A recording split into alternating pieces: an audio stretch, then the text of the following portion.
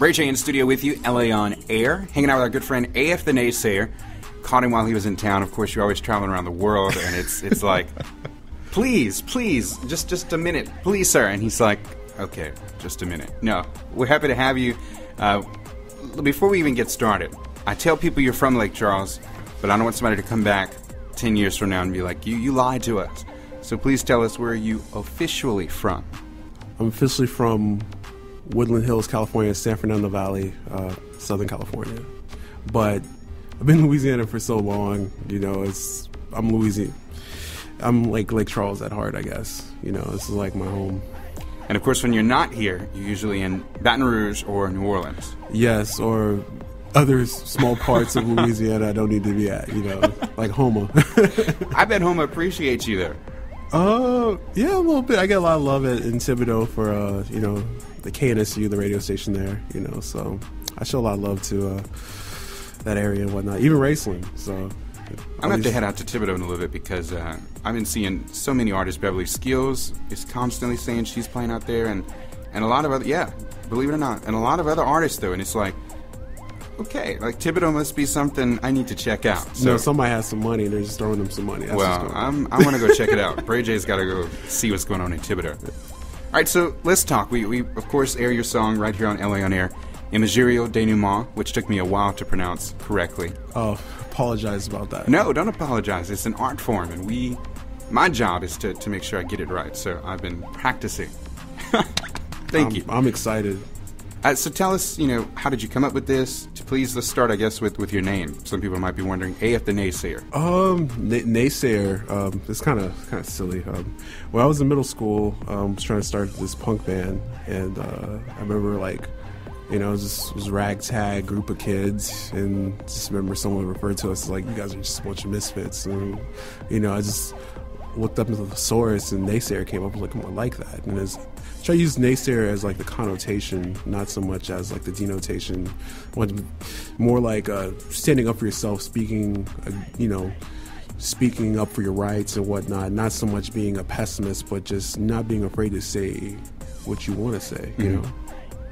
So I took that, and I was like, we should start a band. We should be Naysayer or something like that. And when you're in middle school, it's hard to find a drummer unless you're living in New Orleans, because everybody's a drummer there. But so the band never really took off or anything like that. What's a band without a drummer? And at that time, I didn't know anything about drum machines or anything of that nature. So I just kept the Naysayer part and for the AF. It's kind of silly, but it's true. Someone referred to me as an enigma because when I was younger, I didn't talk as much. And I was like, enigma, let me play with that. And it's like AF, abstruse function. So, abstruse function to me was like, the enigma was like, oh, okay, I'm a being, we all are, right? And I was like, what's a difficult problem, like an organic problem? So it was like abstruse function. So it was like abstruse function, the Naysayer. So AF the Naysayer. It was a little silly, but but at least the name has meaning. And that's what I love, because a lot of artists, they just kind of throw it together, and it's like, well, where'd you come up with this? Oh, they called me that one day, and I loved it. And it's like, okay. But I guess in the end of the day, the name is what you make of it. So true. But I love that you have that context, and you can actually explain, that there is meaning behind it, and you actually put thought into it. We like that. I appreciate it. All right, so what was it like for you? And let's kind of go through the story. You're in Lake Charles, and you start meeting people, and you decide, I'm going to start producing. How did this all roll out? It sounds silly, but I was really heavy in the BMX world, and definitely super retired now. I need to actually get back into that.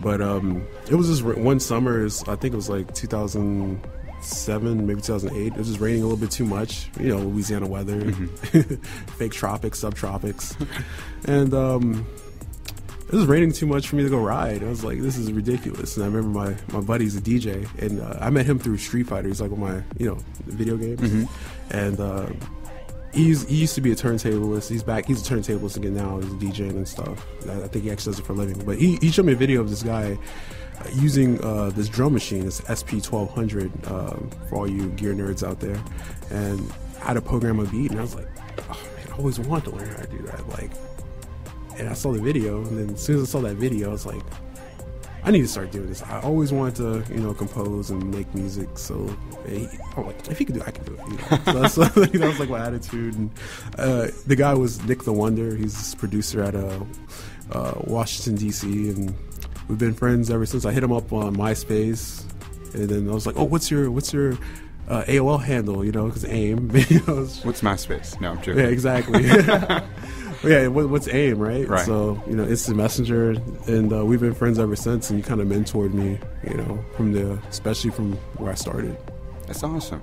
And did the opportunity come for you to travel to Baton Rouge and New Orleans, and then from there you started to kind of establish relationships? I wasn't even playing shows or anything like that. So I was just literally just in my bedroom, just didn't know what I was doing, didn't even know how to use a mixer or nothing like that. Just at that time, really influenced by like boom bap, hip hop, like People Under the Stairs, DJ Premier, RZA, just sampling like from records and just chopping up stuff. Had no idea what I was doing, And then I came across a guy named Tony, Anthony Lamontina.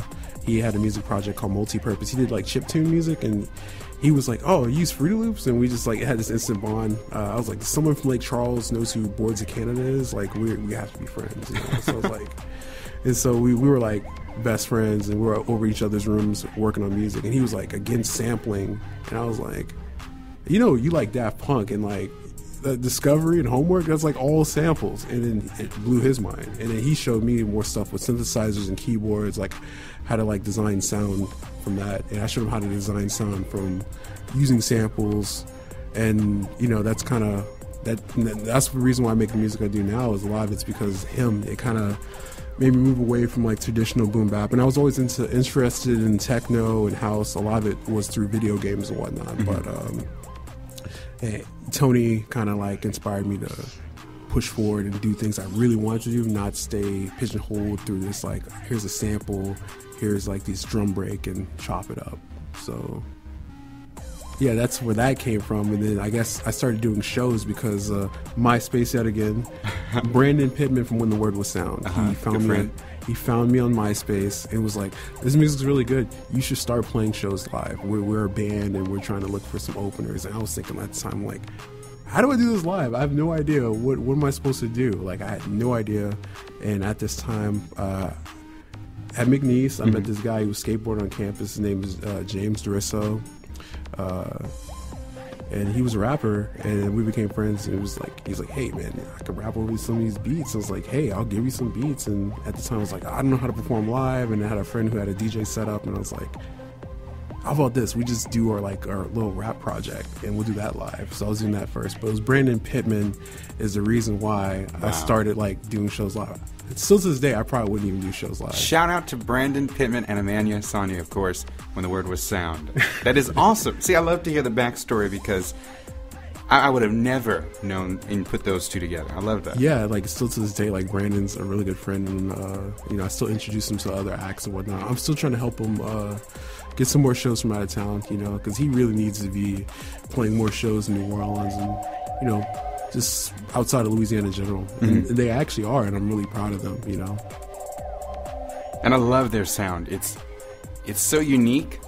And I can't even put it into words. It's one of those art forms where you just appreciate it. I mean, you let it be. They do what they do. And, of course, I think I don't remember how we met, honestly. I don't remember if we came across social media. Probably just mutual friends, just going to... I remember seeing you at just random different events and locations and spots, and finally we talked. I think we didn't really talk to each other until Dharma, I believe. Okay. It's around, so... I remember they threw a party. I think it was Taylor and his brother Brooks. I think they threw a party over at the Mandela House. Is that what they call it? Oh, yeah. And I think that's when I first approached you. And I think we might have been talking a little bit on Facebook. I just, saw you had some coverage here locally. One of the local magazines did a write-up on you. And that's when I really read. And like I said, once you hit print, I don't know, it's something about it. It's like, it's really tangible. And I really was able to, read and better understand what you do. And I thought, I loved it. We have you here. Like, this is a whole nother level and area that I don't think many people here, even if they were interested, they would be willing to venture out into, because it's almost the unknown. So the fact that you stepped into that and you allowed people like Brandon and, you know, all of your other friends to kind of help motivate you to, you know, do something different, and you did. We loved it. That's inspirational. It's big shout out to Brandon Pittman for sure, and Amanda Saunier, because like when people think about Lake Charles, they definitely don't think about like ambient drone textures and whatnot, and that's like when the word would sound to a T. And so like I'm always proud to, like, when I go to other places and like I'm like, yo, check out this band. They're like, well, this is amazing. Like, where are they doing? Like, they're in Lake Charles. And they're just like, what? Yeah, it's even funny, like, you know, just the music scene in general, because like here, like you have all these different bands here, and you'd be shocked, like that. That's really different, and why is that coming out of Lake Charles? You know, yeah, we had, I was actually spoiled growing up musically and playing shows in Lake Charles, because when I would go to like other cities, the promoters were like really just, I feel like, narrow-minded. Like, they're just like, okay, they look at me as a rap guy. I don't rap. I do make some hip-hop beats, but if you listen to some other stuff, it's not hip-hop at all. Mm-hmm. But it's easy to throw me in that category, I guess, you know. So they like want to pair me up with like a hip-hop show, but I'm used to coming up playing shows where it's like everything, you know. I remember playing a show with Kill Icarus, and the last place you looked, and that is nothing like, that is like the total opposite from rap and hip-hop, you know. So it's pretty funny. So I'm so used to doing these really mixed genre shows that don't make sense, and then go to other places and they're like, no, you have to play with this person, because I'm like, well, do I have to? And then a lot of times they don't even know the market, and yeah. So. I understand. We're going to have more with AF the Naysayer coming up right here on LA On Air.